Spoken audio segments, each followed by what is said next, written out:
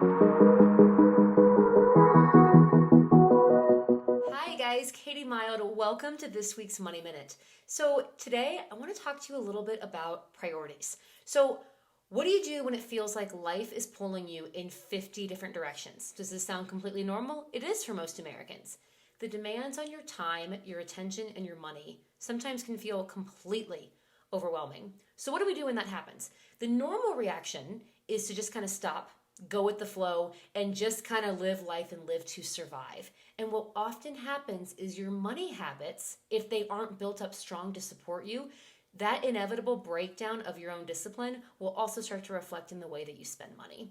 So to illustrate this a little bit better, I want to walk you through an analogy, and it's something that I saw once from a teacher when I was a kid, and it's something that has stuck with me that I think is very powerful when you apply it to your money. So let's dive right in. This is a mason jar, yes, but for the purposes of our example, this represents your budget that will support your ideal life, right? So if you are squared away and working and things are on flow, this is your life budget.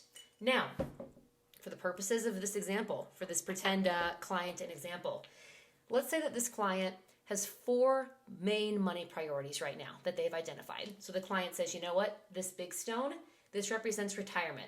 This is all of my contributions to IRAs and my long-term wealth building so I can retire really wealthy and set one day.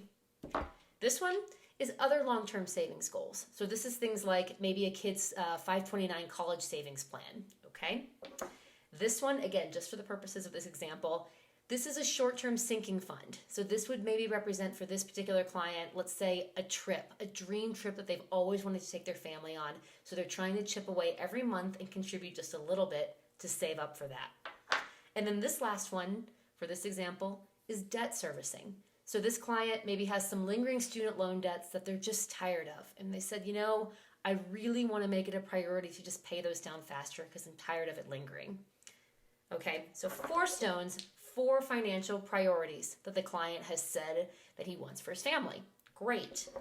Now, this other mason jar, this blue one, this represents everything else in life that kind of comes at you, right? This is when you're just trying to live through each day and just kind of survive and hold on and get through it and say, oh, it'll get better one day. This is all the mindless spending. This is all the spending that's done without purpose and without intention. This is things like going out to dinner for the 4th or 5th time this week because you're just so tired of cooking. This is those needless or mindless subscription online shopping. This is things like that unexpected gift when little Timmy comes home from school and says, oh, we have little Johnny's birthday party this weekend. And you go, oh, crap, we got to swing by the store. So you stop by Target on the way to the party. It's all of those things that happen, that pop up in life, but it's just kind of mindless as you're going through the motions. Now, if we let this spending, the mindless spending, kind of take priority, here's what starts to happen. You start spending, you're living life, you're just kind of going on, chugging along, doing your thing, and then maybe towards the end of the month, right, and you're looking at reconciling your budget, and you're like, oh yeah, we did have some goals. I did want to save a little bit for retirement. And, you know, we had talked about saving up a little bit more for little Timmy's 529. And there is that trip that we had talked about that we really want to take as a family. And, oh yeah, those student loans I talked about, the ones I really wanted to pay off early. And you try to squeeze it in. And if you look and see, you've got overflow, right? You've got overflow. You're not quite making it. You're probably at a deficit because those things were not your priority. So, what do we do?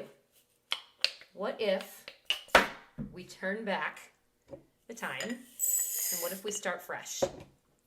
So now, what if we put together a dynamic budget?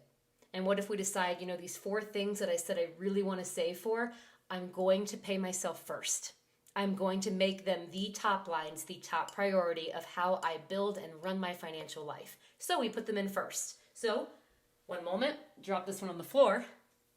We prioritize paying ourselves first to retirement. We prioritize little Timmy's 529 plan because we said it meant a lot to us. We prioritize the sinking fund for that big trip. And we prioritize finally attacking that student loan that we want off our back. So we make those the foundation. And then life happens. Little Timmy still needs to go to that birthday party. We still have to swing by Target.